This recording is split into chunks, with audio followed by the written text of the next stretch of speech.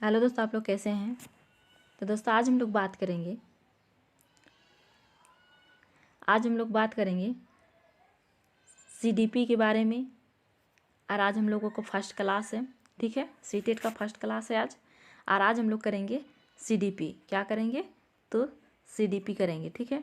और इसका चैप्टर का नाम क्या होगा? तो जिन प्याजे, जो ऐसा चैप्टर है कि ये सीटेट का फेवरेट क्वेश्चन है, फेवरेट चैप्टर है, जो कि यहाँ से हमेशा क्वेश्चन बनता है दोस्तों। तो इसका आज हम लोग थ्योरी करेंगे। क्या करेंगे? तो थ्योरी करेंगे। उसके बाद फिर हम लोग क्वेश्चन आंसर भी करेंगे और PYQ भी लगाएंगे। तो आज हम लोगों का फर्स्ट क्लास है और आज के बाद हम लोगों को डेली क्लास होगा। क्या होगा? तो डेली क्लास होगा, ठीक है। तो चलिए दोस्तों हम लोग स्टार्ट करते हैं। स्टार्ट करने से पहले दोस्तों, जो चैनल को सब्सक्राइब नहीं किया, चैनल को सब्सक्राइब कर लीजिएगा, बेल आइकन प्रेस कर लीजिएगा। जब भी वीडियो डालेंगे तो आप लोगों के पास अपडेट पहुँच जाएगा, ठीक है। तो चलिए स्टार्ट करते हैं। क्या चीज़ करना है? तो जिन प्याजे का टॉपिक है, इसका नाम संज्ञानात्मक विकास, यानी फर्स्ट पेपर और सेकंड पेपर दोनों का है, क्योंकि दोनों का सिलेबस सेम रहता है, ठीक है। Cognitive development theory. तो चलिए हम लोग इसको देखते हैं, ठीक है। यहाँ पर जिन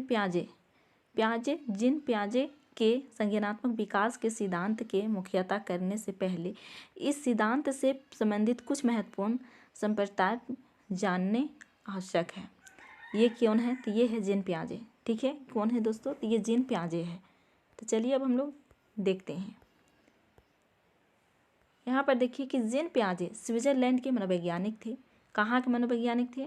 तो ये स्विट्जरलैंड का मनोवैज्ञानिक थे। प्याजे का मानना है कि जैसे जैसे बच्चों में जैविक परिपक्वता आती है, वैसे वैसे वह वस्तुओं के बारे में अपने दिमाग में कंसेप्ट बना लेते हैं। जैसे जैसे बच्चे क्या कर रहे हैं, बढ़ रहे हैं, वैसे वैसे क्या करते हैं, अपना दिमाग में हर चीज़ का छाप बना लेते हैं। जैसे कि घर हो गया, मैदान हो गया। और अगर उसको अगर बोला जाएगा कि ये मैदान है, तो उसका दिमाग में चलने लगा कि हाँ वहाँ पर मैदान है, स्कूल है, पेड़ है। इन सारी चीज़ों को वो छाप बनाना स्टार्ट करते हैं। जैसे जैसे बच्चों क्या करते हैं, बढ़ते जाते हैं, ठीक है। नेक्स्ट है दोस्तों कि प्याजे के अनुसार बच्चे सक्रिय ज्ञान निर्माता है। क्या है? सक्रिय ज्ञान निर्माता है। किसके अनुसार? तो प्याजे के अनुसार। याद रखेंगे, ठीक है। ये क्वेश्चन हमेशा बहुत बार पूछा गया है, ठीक है। और तथा नन्हे वैज्ञानिक भी है। क्या है? मतलब जिन प्याजे ने क्या कहा है, नन्हे वैज्ञानिक भी कहा है। किसे? तो बच्चे को, ठीक है। संसार के बारे में अपने सिद्धांत की रचना है। नेक्स्ट है प्याजे के अनुसार बच्चे चिंतन से अडल्ट से प्रकार में अलग होती है, ना कि दिमाग में, ठीक है। अब चलते हैं हम लोग आगे क्या है दोस्तों कि जिन प्याजे का जो प्याजे का संज्ञानात्मक विकास का सिद्धांत है। चलिए अब इसको हम लोग देखते हैं, ठीक है। अनुकूलन। प्याजे के अनुसार बालकों में वातावरण के अनुसार अपने आप को ढालना होगा यहाँ पर, ठीक है। ढालना लिखा गया है। ढालना अनुकूलन कहलाते हैं। इसके दो उपप्रिय क्रियाएं होती हैं। अब चलते हैं हम लोग देखते हैं क्या क्या दो उपक्रियाएं होती है, ठीक है। यहाँ पर देखिए दोस्तों, आत्मसातीकरण यानी एसिमिलेशन। जब बच्चा अपने पूर्व ज्ञान का सहारा लेकर नई क्रिया सीखना है तो उससे पूर्व ज्ञान को नए ज्ञान से साथ जोड़ना आत्मसातीकरण कहलाता है। क्या कहलाता है? आत्मसातीकरण कहलाता है, ठीक है।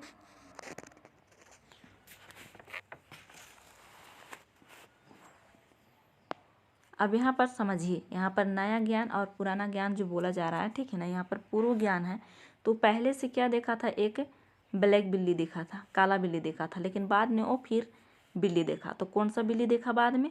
तो वो देखा सफ़ेद बिल्ली। मतलब एक रास्ता है, रास्ता से चलते चलते वो क्या किया, यहाँ पर ब्लैक बिल्ली देखा तो म्यों म्यों करने लगा, तो बोला वो बिल्ली है, म्यों म्यों कर रहा है। फिर थोड़ा सा आगे आया, ठीक है। अब यहाँ पर ये क्या देखा, तो यहाँ पर सफ़ेद बिल्ली देखा। तो सफ़ेद बिल्ली देखा तो बोला वो ब्लैक बिल्ली भी है और सफ़ेद बिल्ली है, तो मतलब ये ब्लैक जितना काला है वो काला भर नहीं होता है, बल्कि कोई भी रंग के हो सकते हैं। तो ये भी बिल्ली है, मतलब ये एक ही चीज़ को देखा लेकिन रंग वो दूसरा देखा, ठीक है।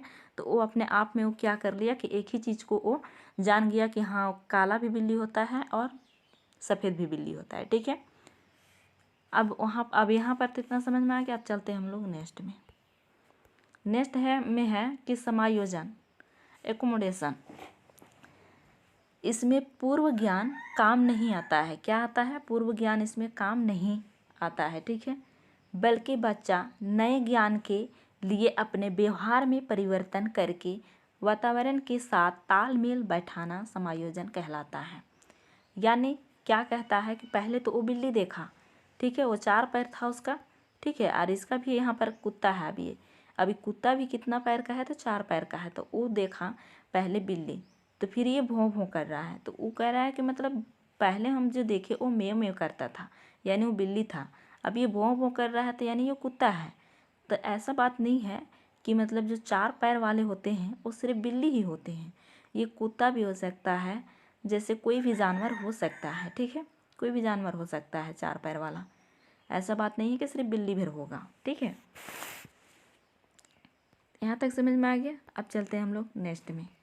स्कीमस, व्यवहारों का संगठित पैटर्न जिसे आसानी से दोहराया जा सके, स्कीमस कहलाते हैं। जैसे बच्चे का स्कूल के लिए तैयार होना, नाश्ता करना, स्कूल बैग पैक करना आदि स्कीमस का उदाहरण है। इसे आसानी से दोहराया जा सकता है, वो क्या है? स्कीमस है। अब यहाँ पर जैसे में उदाहरण भी देख लिए कि बच्चों के लिए तैयार करना, नाश्ता तैयार करना, स्कूल बैग तैयार करना, ये क्या हो जाएगा? तो स्कीमस का ये उदाहरण हो जाएगा, ठीक है। अब हम लोग आगे चलते हैं स्कीमा। अब ये स्कीमा क्या है दोस्तों? तो ये स्कीमा है कि स्कीमा से तात्पर्य ऐसी मानसिक संरचना से है जिसे सामान्यकरण किया जा सके। क्या किया जाए? तो सामान्यकरण किया जा सके, ठीक है। अब नेक्स्ट है दोस्तों कि संगठन, ऑर्गेनाइजेशन। पियाजे के सिद्धांत में संज्ञानात्मक प्रणाली के लिए स्कीमाओं को पुनर्व्यवस्थित करना, उन्हें उसकी मानों से जोड़ने को संगठन कहा जाता है। क्या कहा जाता है? तो संगठन कहा जाता है। यहाँ पर मानव नहीं होगा, स्कीमाओं होगा, ठीक है। यहाँ पर गलती टाइपिंग मिस्टेक हो गया, ठीक है। स्कीमाओं से जोड़ने को संगठन कहा जाता है। अब इतना हो गया। अब चलिए हम लोग देखते हैं पियाजे के संज्ञानात्मक विकास के 4 अवस्थाएं बताई है। कितना अवस्थाएं बताई है? तो 4 अवस्थाएं बताई है। तो चलिए अब हम लोग देखेंगे 4 अवस्थाएं के बारे में, ठीक है। पहला अवस्था है दोस्तों संवेदी पैसिक अवस्था, जो 0 से लेकर के 2 वर्ष तक होता है। कितना वर्ष तक होता है? तो 0 से लेकर के 2 वर्ष तक होता है, ठीक है। जन्म से 2 वर्ष तक इस अवस्था में बच्चा अपने ज्ञान इंद्रियों के माध्यम से सीखता है। क्या करता है? ज्ञान इंद्रियों के माध्यम से वो सीखता है और परिवर्तित क्रियाएं करता है। जैसे चूसना। 1 से 4 महीने में बच्चा इस प्रतिवर्ती क्रियाओं को दोहराता है। क्या करता है? चूसना, ठीक है। जो भी चीज़ है उसे नाक, कान, आँख, जीभ, ये हाथ, ये टच कर करके वो सीखता है। ज्ञान इंद्रियों के माध्यम से वो सीखता है, ठीक है ना। नेक्स्ट है 4 से 8 माह में बच्चा वस्तुओं को उलटने पुलटने लगता है और जानबूझकर उन क्रियाओं को दोहराता है जो उसे अच्छी लगती है। क्या करते हैं? जो उसे अच्छी लगती है उसे वो क्या करते हैं? दोहराते हैं, उलटना पलटना करते हैं, ठीक है। अब चलते हैं आगे। 8 से 12 माह में बच्चा कुछ सामान्यीकरण करने लगता है। 12 से 18 माह में बच्चा प्रयास एवं त्रुटि से सीखने प्रारंभ करता है। मतलब प्रयास करता है, कोशिश करता है और क्या करता है? त्रुटि करता है और वस्तुओं को तोड़ता फोड़ता भी है। जैसे तोड़ फोड़ करके सही करना, ठीक है। ये 12 से 18 माह में करना स्टार्ट कर देता है, ठीक है दोस्तों। अब चलते हम लोग नेक्स्ट में। नेक्स्ट है दोस्तों 18 से 24 माह में वह समझने लगता है कि वस्तु खिलौना उसके सामने से हटाने पर भी उसका अस्तित्व है और वह क्या करता है, ढूंढने का प्रयास करता है और ढूंढ भी लेता है। क्या करता है, वो ढूंढ भी लेता है। ठीक है,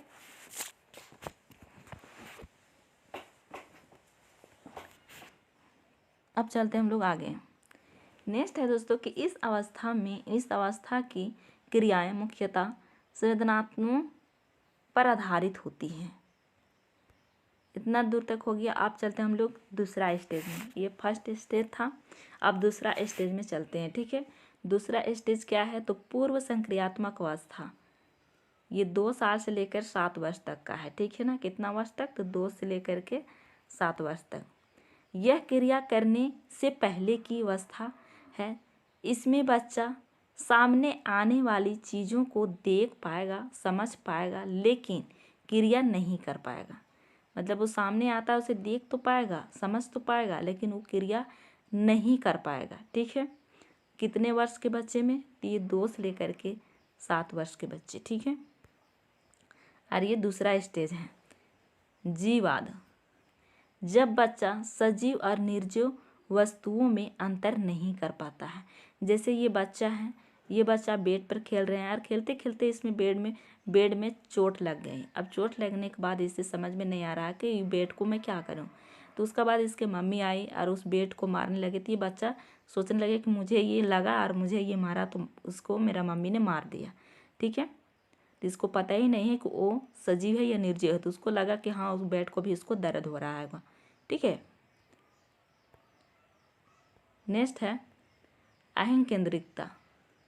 जब बच्चा यह सोचना शुरू कर देता है कि जो वह कर रहा है, सोच रहा है, वह सब ठीक, और बच्चा यह सोचता है कि दुनिया के अधिकतर चीज़ उसके इर्द गिर्द चक्कर लगाते हैं। बच्चा जो भी कुछ कर रहा है या कोई भी चीज़ उसको अच्छा लग रहा है खाने में, तो उसको लगेगा कि मैं जो चीज़ खा रहा हूँ वही चीज़ सबको अच्छा लगेगा खाने में। जो चीज़ मैं सोच रहा हूँ वही चीज़ सबको सोचना चाहिए। सबको क्या करना चाहिए, सोचना चाहिए।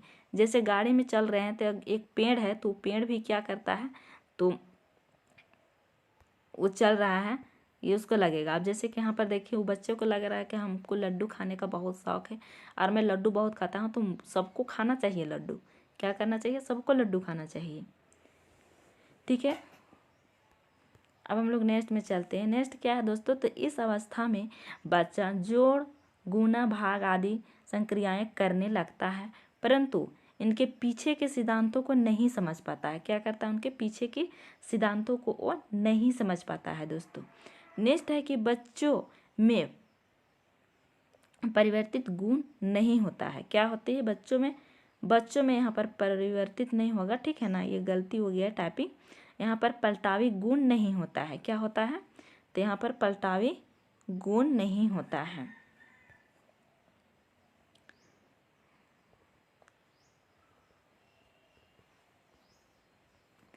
पलटावी गुण नहीं होता है, अर्थात बच्चा यह समझ हो कि मतलब यह नहीं समझ पाता है, यह समझता है कि 4 + 6 हुआ, परंतु वह यह नहीं समझ पाता है कि 2 + 4 कैसे हो गया।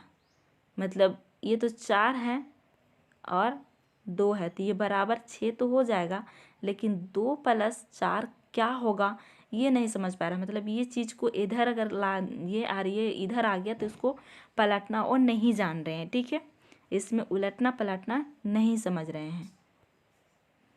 नेक्स्ट है मुद्रा, संप्रदाय, दूरी, ऊंचाई, भार, क्रम, निर्धारण की योग्यता आदि की कंसेप्ट की कमी इसी अवस्था में होती है।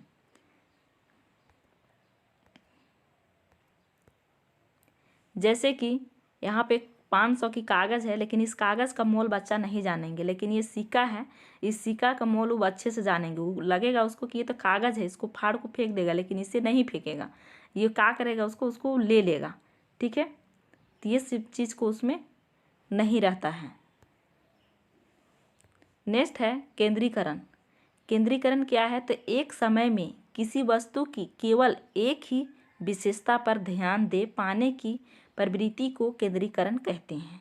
जैसे एक ही चीज़ को करने के और दूसरा चीज़ नहीं कर पा रहे हैं और एक ही चीज़ कर रहे हैं, जैसे कि बच्चा का अगर मोबाइल दे दिया जाए और मोबाइल को देखते रहेगा और उस जगह दूसरा चीज़ रहेगा उसको नहीं करेगा। अगर खाने का भी सामान है तो वो खाएगा नहीं, वो पहले वो मोबाइल ही देखेगा। ठीक है, तो यही चीज़ हो जाएगा कि केंद्रीकरण। ठीक है, अब यहाँ पर है कि संरक्षण। अगर किसी वस्तु के साइज या शेप में बदल कर दो तो उसकी मात्रा पर कोई प्रभाव नहीं पड़ता, लेकिन बच्चा इसको समझ नहीं पाता है। क्या करता है बच्चा? इसे समझ नहीं पाता है। यानी एक ये डब्बा है, ठीक है, ये डब्बा है और ये भी एक डब्बा है, लेकिन यहाँ पर भी मिठाई उतना ही है जितना यहाँ पर है। लेकिन अगर उसे बोला जाए कि तुम मिठाई ले लो, तो मिठाई लेने के लिए ये डब्बा उठाएगा, ये डब्बा को नहीं उठाएगा, क्योंकि उसको लगेगा कि इसमें कम है और इसमें ज़्यादा है, जो कि अंदर में मिठाई क्या है, दोनों में सेम है। ठीक है, तो बच्चा इसी डब्बा को उठाएगा क्योंकि ये बड़ा है। ठीक है, नेक्स्ट है क्रमबद्धता। अब क्रमबद्धता क्या है दोस्तों? तो इसमें बच्चा वस्तुओं तथ्यों को उनके आकार में रखना नहीं सीख पाता है। जैसे कि ये एक डब्बा है, ये डब्बा है, ठीक है। अब मान के चलिए ये बड़ा बड़ा है, तो बड़ा ये है सबसे बड़ा, उसके बाद ये है, तो इसको रखना, इसको रखना, इसको रखना, इसको रखना, बच्चा नहीं समझ पाता है। इस अवस्था में जैसे तैसे रख देगा। मान के चलिए इसको रखेगा, इसको रखेगा, इसको रखेगा, तो वो साइज से रख नहीं पाएगा। ठीक है, साइज से वो रख नहीं पाएगा। ये क्रमबद्धता है। ठीक है, अब क्रमबद्धता समझ में आ गया। अब चलते हैं हम लोग नेक्स्ट में। अब नेक्स्ट क्या है? तो ये तीसरा स्टेज है जो कि मूर्त संक्रियात्मक अवस्था है, 7 से 11 वर्ष तक की। कितना? तो 7 से 11 वर्ष तक। इस अवस्था में बच्चा सामने रखी हुई चीज़ों को देखकर ही कुछ कर सकता है। यह उन पर चिंतन करना शुरू कर देता है। क्या करता है कि अब यहाँ पर चिंतन शुरू हो गया है, चिंतन करना। वो पहले दूसरा स्टेज में, फर्स्ट स्टेज में ये सारी चीज़ नहीं थे, कुछ चिंतन नहीं कर पाते थे, लेकिन अब वो चिंतन भी करना स्टार्ट कर दिए। कौन सा स्टेज में? तो थर्ड स्टेज में। ठीक है, मूर्त संक्रियात्मक अवस्था में। ठीक है, आगे चलते हैं। इस अवस्था में अपलटावी गुण आ जाता है। जैसे कि अब यहाँ पर 4 + 2 है, तो ये बराबर कितना हो जाएगा? तो 6 हो जाएगा। लेकिन अगर यहाँ पर फिर 2 + 4 होगा, तो इससे भी वो क्या करेगा? जोड़ करके वो बता देगा कि वो कितना हो जाएगा, तो वो 6 हो जाएगा। यहाँ पर अपलटावी गुण आ गया है। ठीक है, ये उल्टा पलटा जो रहेगा उसको वो बना लेगा।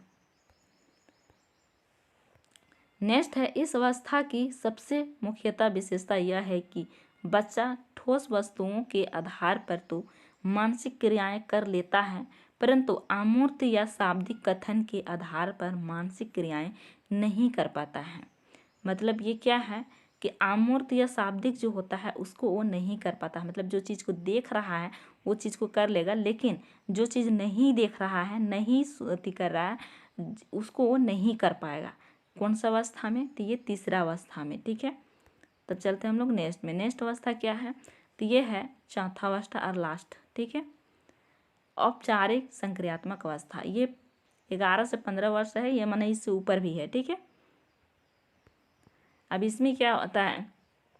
अमूर्त चिंतन इस अवस्था में मुख्यतः विशेषता है। मतलब इसमें अब अमूर्त चिंतन करना स्टार्ट कर देते हैं। ठीक है, इस अवस्था में बच्चा स्वयं समस्या समाधान करने लगता है। मतलब जो भी समस्या अपने पास आता है वो खुद से वो क्या करता है, तो अपना जो भी प्रॉब्लम है वो अपने से सॉल्व करना स्टार्ट कर देता है। कब से? तो ये चौथा स्टेज है और 11 साल से ऊपर। ठीक है, नेक्स्ट है दोस्तों कि इस अवस्था में सभी प्रकार के विकास उच्च स्तर पर होता है। मतलब इस अवस्था में क्या होता है? तो सभी प्रकार का विकास जो है उच्च स्तर पर होता है। इस अवस्था में संज्ञानात्मक विकास उस स्तर का होता है, मानसिक विकास परिपक्व हो जाता है और इसे एडल्ट भी कहते हैं।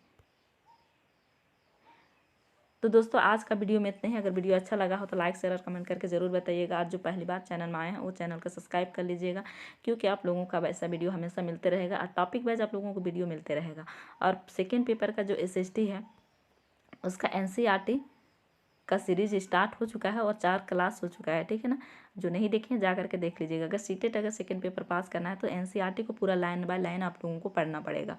सीटेट पास करने के लिए 2 चीज़ पर बहुत ज़ोर से ध्यान देना पड़ेगा, एक पेडागोजी पर और एक एनसीईआरटी बुक्स पर। तो एनसीईआरटी बुक्स को सिर्फ आप लोग को पढ़िएगा नहीं बल्कि सुनते जाइएगा, तो सुनने से ही आपको याद हो जाएगा, ठीक है ना। तो चलिए आज की वीडियो में इतना ही, फिर मिलते हैं नेक्स्ट वीडियो में, तब तक के लिए टेक केयर एंड बाय।